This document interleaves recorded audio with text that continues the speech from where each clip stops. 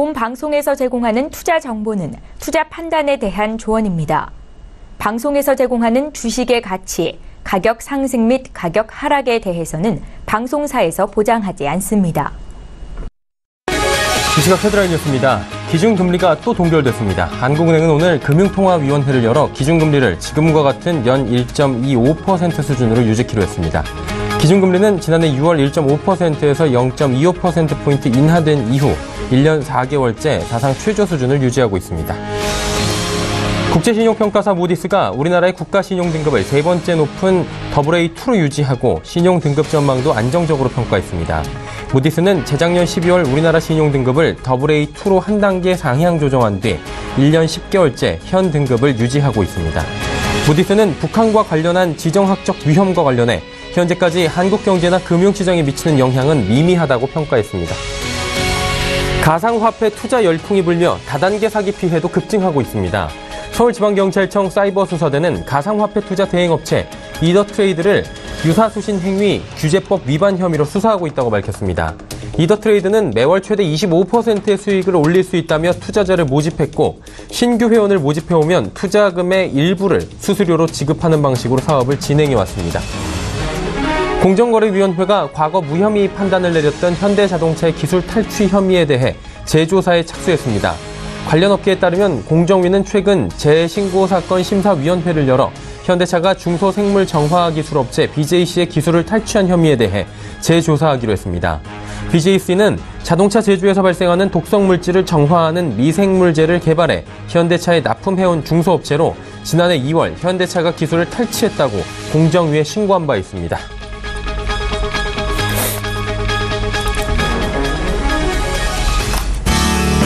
시청자 여러분 안녕하십니까. 오늘장 내일장 1부 문을 열도록 하겠습니다. 서정덕입니다. 오늘도 양시장 눈치보기 장세 그리고 상승을 위한 한 걸음 좀 쉬어가는 장세 이어가고 있습니다. 거래소 쪽 보면 재차 2490선 돌파를 시도는 장 초반에 했는데 이내 지금 지수가 좀 꺾이면서 소폭 하락 중이고요. 코스닥 시장 역시 이렇다 할 상승 분위기는 나오지 않고 있습니다. 하지만 오늘 주목해서 볼 만한 부분이 있습니다. 삼성전자, SK하이닉스를 비롯한 전기전자 업종 지수는 전체적으로 약세를 보이고 있는 가운데 지수가 버텨준다는 겁니다. 그동안의 사례를 바탕으로 본다면 전기전자 업종이 큰 폭의 상승이 나오고 시가총액 상위 종목들의 비중이 높기 때문에 지수도 자연스럽게 따라가는 이런 커플링 현상들이 있었는데 오늘은 이 커플링 현상들이 깨지는 가운데 지수가 버텨준다는 겁니다. 한마디로 긍정적인 순환 매장세가 일어나고 있다. 지수의 건전성이 회복되고 있다라는 기대감이 나올 수 있는 부분인데요. 아무래도 지속적인 이야기가 나오는 글로벌 경기 회복세 그리고 원자재 가격 상승에 따른 산업재 업종의 강세 그리고 우리나라 어닝 시즌의 모멘텀 등 지수 상승 동력은 여전합니다. 그리고 순환 매적 장세 오늘 같은 분위기 굉장히 매력적인 구간이다라는 이야기입니다. 다수가 매력적이라고 말하는 시장입니다. 그런데 대응은 쉽지가 않습니다. 지수가 너무나 올라버렸다라는 시각이 개인 투자자들에게는 여전히 짙은 모습입니다. 오늘장, 내일장에서 한번 확인해 보시길 바랍니다. 본 방송에서 제공해드리는 정보는 투자 판단에 대한 조언일 뿐입니다. 해당 주식의 가치, 수익률 보장해드리지 않는다는 점 참고하고 이용해 주시면 감사하겠습니다. 자, 이제 코스피부터 확인해 보도록 하죠. 자, 코스피는 현재 2471포인트입니다. 일단 장중 최고치는 확인을 했는데 2490선까지 다시 터치를 했습니다. 하지만 이내 보합권으로 내려왔고요. 현재 지수 낙폭이 더 커졌습니다. 전 시간대보다 지금 하락폭이 조금씩 커지고 있네요. 10포인트가 넘게 하락하고 있는 모습입니다. 2471포인트대고요. 일중흐름 한번 살펴보도록 하죠.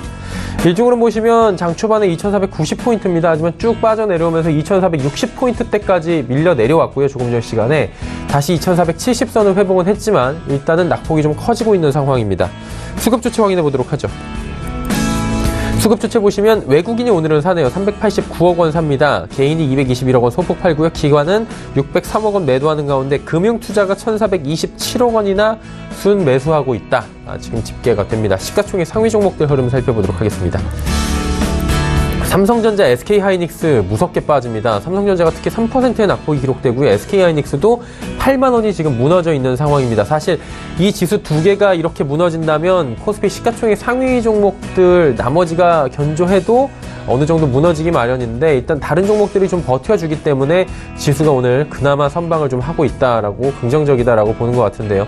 현대차 같은 경우 오늘 좀 악재가 나오긴 했는데 약재가 크게 반영은 되지 않는 모습입니다. 15만 2,500원대에 거래가 되고요. 포스코도 34만 원대 회복했습니다. 다음 살펴보도록 하죠.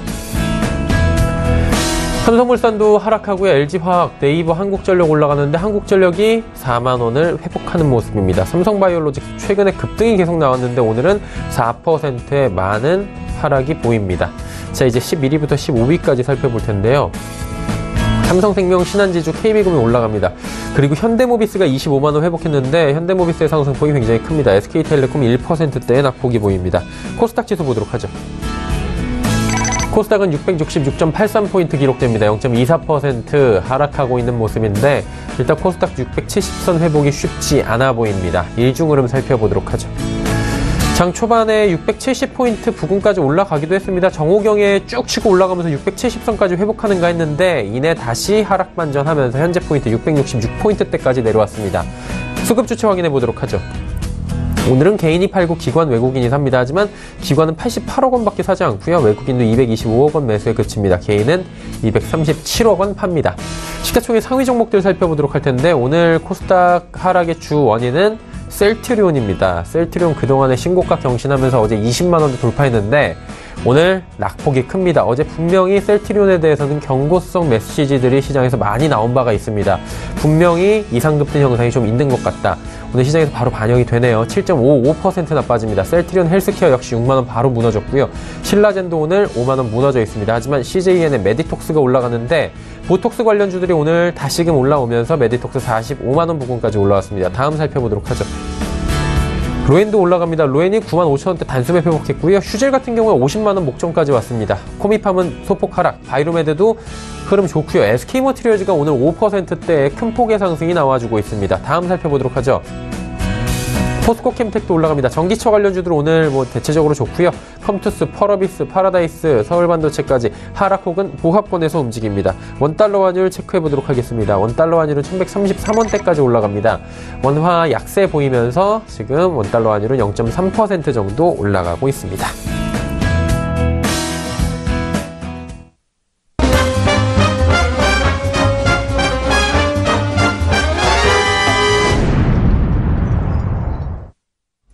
오늘장 이슈 살펴보도록 하겠습니다. 하나금융투자증권 자산전략팀의 김두원 연구원입니다. 안녕하세요. 네, 안녕하세요. 자, 국내 이슈부터 먼저 여쭙고 시작하도록 하겠습니다. 금통위 얘기 안 할 수가 없는데요. 또 동결됐습니다. 그런데 여기서 주목해 볼 만한 거. 어제도 분명히 많은 분들이 이야기해 주신 부분인 것 같습니다. 과연 소수 의견이 나올 것이냐, 만장일치냐라는 건데 소수 의견이 지금 인상 0.25% 올려야 된다. 한 분이 지금 이야기하셨다고 하거든요.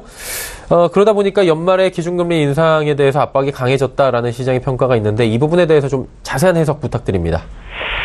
일단은 금통위하고 수정경제전망 발표가 있었는데요. 시장 예상과 부합했던 사상 최장 기간인 16개월째 최저금리 1.25% 동결 지속이 결론적인 발표였습니다.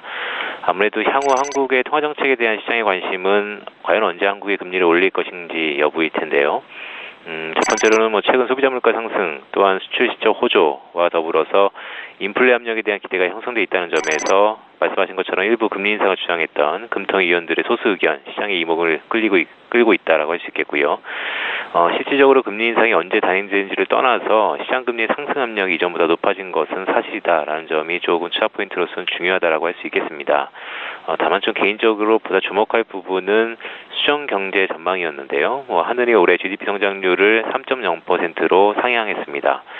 지난 4월과 7월에 이어서 10월에 0.2%포인트 상향함에 따라서 네 번의 경제전망 정책을 도입한 게 2013년 이후고요. 또한 금융위기 이후인 2010년 이후 3번 연속해서 상향 조정한 것은 약 한 7년 만에 처음 있는 일입니다. 그만큼 정부 또는 하느니 우리 경제에 대해서 자신감을 좀 피력하고 있다라고 할 수 있겠는데요. 이미 IMF가 올해 한국의 GDP 성장률을 3%로 상향 조정한 감이 있고요. 종합적으로 봤을 때 이전보다 금리 인상 가능성이 높아졌다는 부담감도 어느 정도 채권 시장을 중심으로 일부 있겠지만 대내외 공신력 있는 기관에서 국내 경제 성장률을 높인다는 점은 국내 기업들 실적과 개선과 함께 한국 주식 시장에 대한 긍정적인 시각을 어느 정도 높인다라는 점에 좀 더 무게를 줄 필요가 있다라고 할 수 있겠습니다. 네, 국내 한은 관련된 기준금리 관련된 이야기 전해드렸고요. 이번엔 미국 쪽으로 가보도록 하겠습니다. 베이지북 지금 발표가 됐다고 하는데 미국 경제에 대해서는 뭐 지속적인 코멘트가 비슷하네요. 점진적이고 완만한 속도로 성장을 이어가고 있다. 자, 이 부분을 또 어떻게 시장에서 평가하던가요? 일단 간밤 발표한 베이지북은 아무래도 10월 말 예정된 FOMC의 기초 자료라는 점에서 매우 중요성이 있습니다. 지난 9월 FOMC 이후에 연말 한 차례 추가 금리 인상 가능성 높아졌다는 점에서 보면 올해 2번 정도 남은 FOMC는 항상 우리가 주시할 부분이다라고 할 수 있겠고요. 허리케인의 여파가 미국 경제 지표에 단기적 영향에 그쳤었고 복구 작업이라든지 여타 부분을 감안하면 4분기 미국 GDP를 끌어올리는 요인이라는 점에서 미국 경기는 견고하다라는 베이지북의 평가가 있었고요. 고용도 완전 고용 실업률에 준한 상황이고 부동산과 투자 활동도 견고한 수준입니다. 결국 인플레 압력에 대한 판단이 매우 중요했었는데 이번 베이지북에서 밝힌 것처럼 미국 인플레 지표의 완만한 흐름은 역시 주식시장에 긍정적일 수 있다는 판단이고요. 큰 흐름에서 미국 경기는 견고한 흐름이고 3분기보다는 4분기에 대한 기대감이 높다는 점에서 글로벌 경기에 긍정적으로 저희는 평가하고 있습니다. 일단 환율 보고서 부분도 한번 짚고 넘어가야 될 것 같은데요. 환율 조작국은 분명히 피한 것 같습니다. 그리고 한중 통화 수합도 해결이 어느 정도 된 것 같고요. 그러다 보니까 외환시장, 주식시장 좀 안정되는 것 같은데요. 이 흐름들 지속적으로 좀 가져갈까요? 일단은 언급하셨던 두 가지 불안 요인들은 조금 다르게 해석할 필요가 있습니다. 먼저 미국 재무부 환율 보고서 결과, 즉 한국의 환율 조작국 미지정은 이미 시장에 선반영된 측면이 매우 강한 측면이 있고요. 미국 재무부가 제시한 세 가지 조건에 충족될 가능성이 이미 데이터상 매우 낮았다는 측면이 중요합니다. 오히려 중국과의 통화수합 재협상이라든지 내달 초 예정된 트럼프 대통령의 방한 등은 그동안 중국과 얽힌 부담들이 경감될 수 있다는 기대감을 형성하고 있다는 측면이 매우 중요하다고 할 수 있겠고요. 결과적으로 한국 외환시장은 안전적인 흐름이 조금 나타날 소지가 있습니다. 물론 차기 연준 의장 선임에 따른 변동성 확대 소지도 있고요. 매파 성향의 후보가 거론될수록 미국 금리 인상 확률과 함께 미달러 강세 압력이 높아질 수 있는 여지도 충분히 있습니다. 그럼에도 불구하고 큰 흐름에서 보면 원화 강세 압력이 높다고 판단하고 있고요. 국내로의 원활한 외국인 자금 유입이라든지 즉 수급 쪽에서 원화 강세 압력이 매우 높습니다. 또한 중국의 19차 당대회 이후에는 트럼프 대통령의 아시아 투어, 그동안 얽혀있던 한국과 중국의 외교적 갈등을 다시 좀 진정시킬 수 있는 우리가 기대감이 갈 수 있는 이벤트라고 할 수 있겠고요. 결국 안전적인 외환시장을 바탕으로 외국인 수급 유인이 높아진다는 점에서 보면 국내 주식시장도 긍정적인 흐름이 좀 지속될 수 있을 것이다 라고 판단하고 있습니다. 네, 이제 다음 주 기약해야 될 주말 사정권입니다. 지금 목요일 벌써 장 마감 얼마 남지 않았는데 다음 주에는 어떤 이벤트를 저희가 좀 주목해 볼까요? 일단 10월도 종반으로 가고 있는데요. 다음 주는 10월 22 통화정책회의를 주목할 필요가 있습니다. 이번 22 통화정책회의의 관심은 테이퍼링입니다. 지난 9월 회의 직후 드라기 총재의 기자회견에서 가을쯤 22 테이퍼링에 대해서 생각해보겠다는 언급이 있었기 때문인데요. 여전히 22 내에서는 다양한 이견들이 있습니다. 낮은 물가지표를 감안하면 기존 양적 완화는 지속해야 한다는 일부 의견도 있고요. 한편 영내 경기 개선 속도와 글로벌 금리 상승 압력을 감안하면 당장 22가 테이퍼링을 시작해야 한다는 의견이 팽팽히 맞서고 있습니다. 기존대로라면 올해 12월 끝으로 월 600억 유로 채권 매입이 종료되는 상태이고요. 10월 FOMC 직전에 열린다는 시기적인 부담도 있지만 내년부터 진행될 22 테이퍼링에 대한 로드맵을 발표할 가능성이 어느 정도 우리가 배제할 수도 없는 상황입니다. 즉 다음 주는 22 통화정책회의 또한 이어서 여러 가지 외환시장, 특히 유로화를 중심으로 하는 변동성을 저희가 좀 주시할 필요가 있다라고 할 수 있겠습니다. 네, 다음 주는 유럽 쪽을 좀 중요하게 봐야 될 것 같습니다. 오늘 말씀 감사합니다. 예, 고맙습니다. 하나금융투자증권 자산전략팀의 김두원 연구원과 함께했고요. 이슈 칼럼 바로 이어갑니다.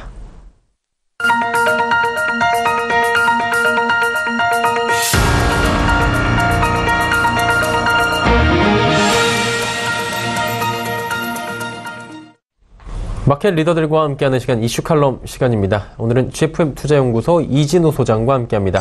소장님 안녕하세요. 네, 안녕하세요. 소장님 옆에 안 계시니까 허전해요. 허전하시죠? 예. 저도 지금 열심히 간다고 갔는데 종로통이 이상하게 꽉 막혀가지고 오늘 차가 많더라고요. 네. 오늘 금요일도 아닌데 차가 많아가지고 아무튼 저 안전하게 주차하고 지금 방송하시는 거죠? 예, 그렇습니다. 예, 이제 여쭤보도록 하겠습니다. 미 재무부 환율 보고서부터 좀 봐야 될 텐데 환율 조작국은 소장님께서도 조작국까지는 안 갈 것이다라고 말씀해 주셨는데 마찬가지로 뭐 조작국은 아닌 것 같은데 관찰 대상국으로는 여전히 분류돼 있어요. 이 부분에 대해서 저희가 좀 짚어봐야 될 것 같은데 어떻게 저희가 해석해야 될까요? 네, 뭐 이번에 김동연 부총리께서 뉴욕에 가셨죠. IMF하고 월드뱅크가 연차 총회에 가서 미국 재무부 이 환율 보고서 관련한 담당자들도 만나시고 또 뭐 국가 신용 등급 관련하여 또 이제 3대 신용 평가사 쪽도 방문하시고 뭐 나름대로 열심히 뛰셔가지고 양쪽 다 좋은 결과가 나왔습니다. 환율 조작국 지정 뭐 이번에도 그렇게 되기가 어려운 것은 미국이 내세우는 세 가지 조건 다 충족하기 어려웠고 특히 이렇게 중국과 관련해서 더 이상 액션을 취하지 못하는 것을 봤을 때 역시 트럼프 대통령답네요. 공약이 빌공짜의 공약으로 되는 경우가 많았는데 뭐 당분간 이런 환율 관련해서 특별하게 뭐 미국의 압력 이런 거는 좀 자유로워졌다라고 보셔야 되겠고 앞으로 좀 더 이제 국제 외환 시장에서의 달러 시세 특히 달러엔 환율을 하고 위안화 환율 좀 더 주목하셔야 될 것 같습니다. 그럼 이제 이 부분 한번 여쭤봐야 될 것 같은데 무디스가 국가신용등급을 AA2를 안정적 유지를 했다고 합니다. 일단은 뭐 저희 성장률도 경제 성장률도 지금 조금 올라간 것 같고요. 국제적으로 볼 때는 대한민국의 위상이 괜찮은 것 같습니다. 근데 이제 우리나라 증시나 환율에 미치는 영향은 그만큼 또 굉장히 안정적으로 보여지지는 않는 것 같은데 이런 부분에 대해서 종합적으로 저희는 어떻게 지금 판단을 해야 될까요? 네, 일단 우리나라 신용 등급이 얼마나 높은 단계에 있는지 한번 그 표로 한번 확인해 보실까요? 보내드린 자료에 이렇게 보시면은 무디스, S&P, 피치 이 3대 신용 평가가 어떤 식으로 우리 한국에 대해서 신용 등급을 매기는가를 볼 수 있습니다. 이른바 뭐 트리플 A 최상급 등급이죠.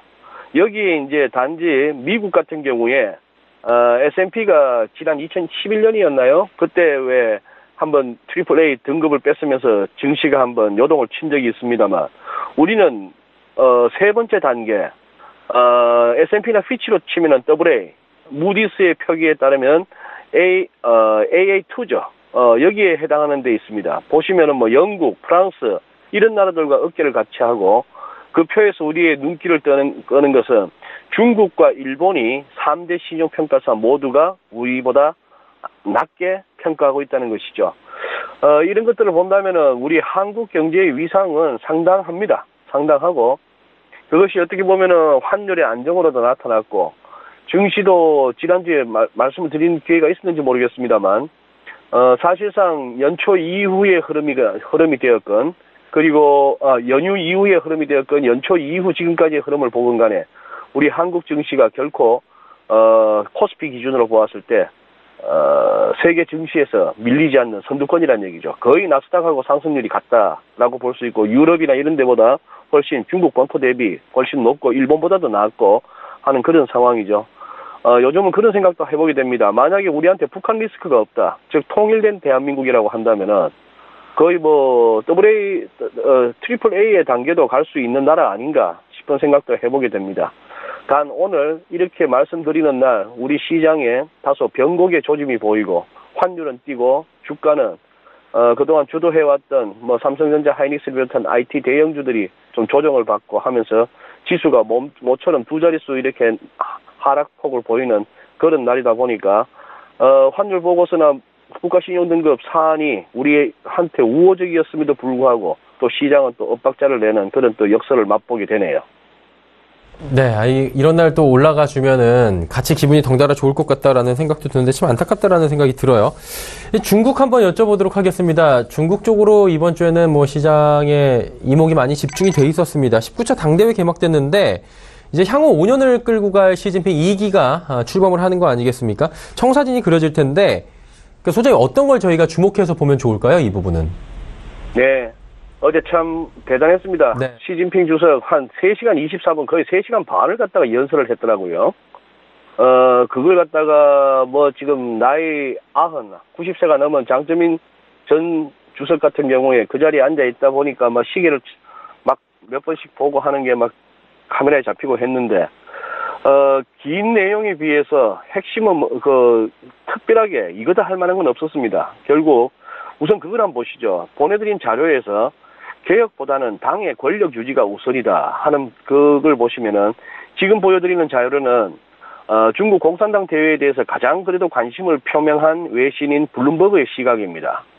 보시면 이제 영어로 표현된 이제 저 헤드라인이 그러네요. 시진핑 주석의 그랜드 비전은 중국을 향한 그랜드 비전에 있어서 프라이어리티, 즉 우선순위는 리폼, 개혁보다는 파티 파워입니다. 즉 공산당의 당의 권력을 갖다가 더 강화하고 유지하는 그런 부분이죠. 저렇게 해서 이번에 이제 뭐 당 서기에서 당 주석으로까지 이제 성격하는 그런 호칭을 얻었는데 시진핑 주석은 5년 전에도 그런 얘기를 했습니다. 본인이 중국 최고 지도자가 되면서 했는 얘기가 과거 소비에트 연방 소련이 어떻게 해서 망했는가를 봐라 이런 얘기를 하면서 훈시를 했었는데요.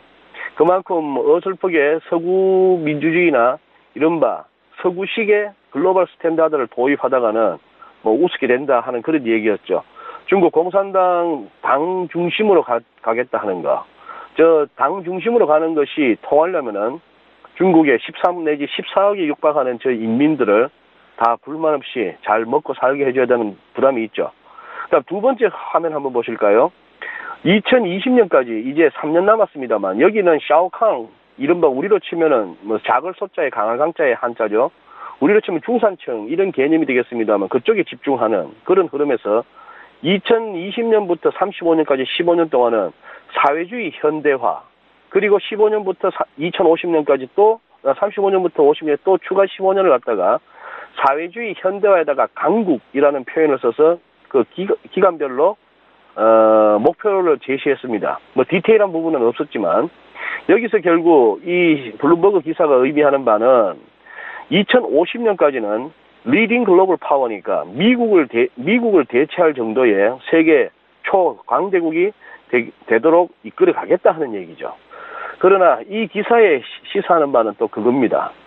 지금 이제 집권 10년만 하면은 물러나게 돼 있는 중국의 집단 지도 체제인데 이제 집권 후기를 맞는 시진핑 주석으로서는 2022년에 가서 물러나야 되는데요.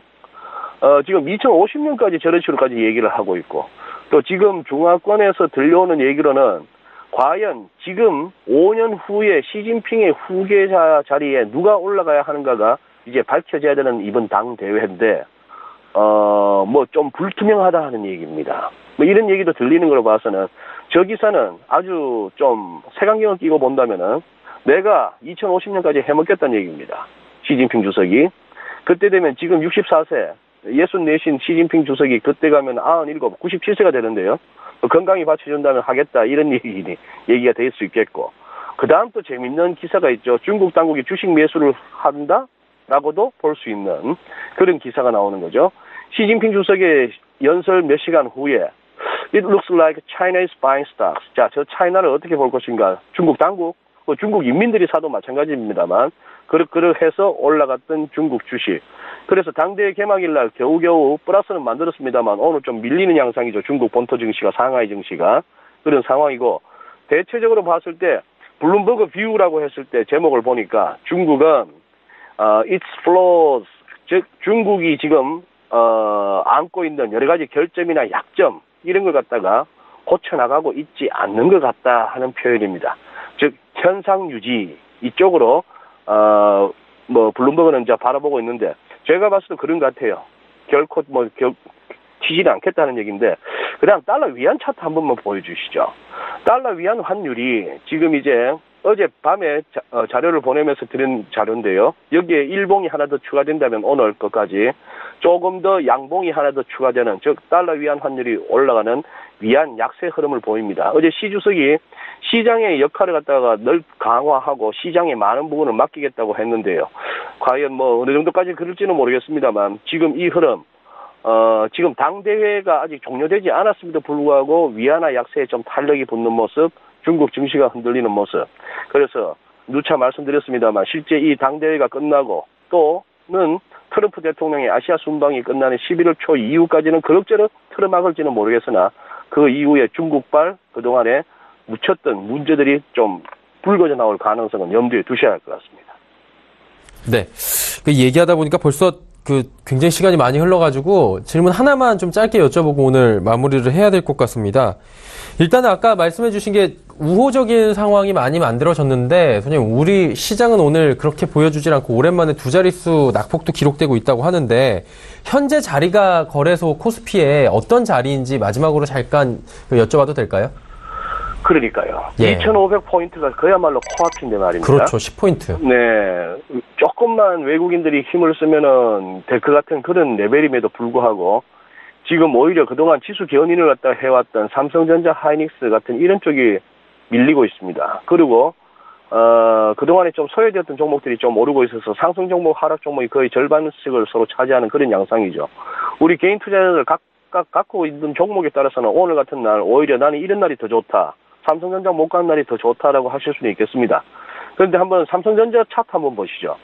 삼성전자 차트 이렇게 주가 일간 차트를 보시면은 일간 차트상으로도 오른쪽 끝부분에 제가 거래량이나 MACD, RSI 쪽에다 이렇게 한번 주의하자는 차원에서 점선을 꺼놨는데요. 기술적으로는 저거 조금 어제까지의 차트입니다만 좀 안 좋은 모습이었습니다. 과매수 국면에 조금 이렇게 패턴 자체도 최근 한 일주일 가까이 옆으로 기는 이른바 집계형 패턴 이런 것들이었고 오늘 많은 3% 이상의 하락이 나오고 있는 상황이죠. 그동안에 121선, 삼성전자 기준으로 했을 때 121선, 이 차트상으로는 검은색 이동평균선인데 저기가 그래도 몇 번씩 지지 역할을 했다면은 이번에도 그러면 조정이 좀 깊어진다면은 저기까지도 갈 수 있겠다 하는 생각은 좀 염두에 두셔야 할 것 같네요. 지수 자체는 조금 이러네요. 2,500을 한번 찍고 시장이 변곡이 올 것인가라고 생각했는데 그거 잊을 수도 있겠다는 생각과 그다음 연휴 이후에 집중적으로 아주 화력을 집중했던 외국인들 입장에서도 조금은 당혹스러울 수 있겠다. 조금 타겟에 못 이뤘는데 몸을 돌려야 하는 시점일까도 한번 생각해 볼 수 있는 그런 상황입니다. 여기서 삼성전자를 더 담아야 된다 말아야 된다 이런 얘기보다도 미국채 수익률의 상승 조짐, 거기에 따른 달러의 환율이 올라갈 듯한 모습, 이런 것들, 113일이 이번에 열릴 것인지, 이런 것들을 한번 살펴보시면서 조금은 보수적으로 가셔야 될 것 같습니다. 지금 그동안의 대세 상승 흐름에 취해서 계속 밀리면 또 사십시오 하기에는 이번에는 조금 더 주의를 기울이셔야 될 것 같습니다. 네, 알겠습니다. 조금의 주의를 당부해 주셨습니다. 다음 주에 뵙도록 하겠습니다. 감사합니다. 네, 고맙습니다. 네, GFM 투자연구소 이진우 소장과 이야기 나눠봤습니다. 잠시 뒤 오늘장 내일장 2부 예고해드리도록 하겠습니다. 2부에서는 라이브 매매 타임 준비가 되어 있습니다. 많은 종목 이야기 준비가 되어 있고요. 여러분의 종목 상담 100원의 정보 이용료 추가되는 샵 0082번을 통해서 남겨주시면 됩니다. 메리츠증권증권 여의도금융센터 권홍섭 연구원, 헌터스 경제연구소의 김진석 소장 두 분과 돌아오도록 하겠습니다. 고맙습니다.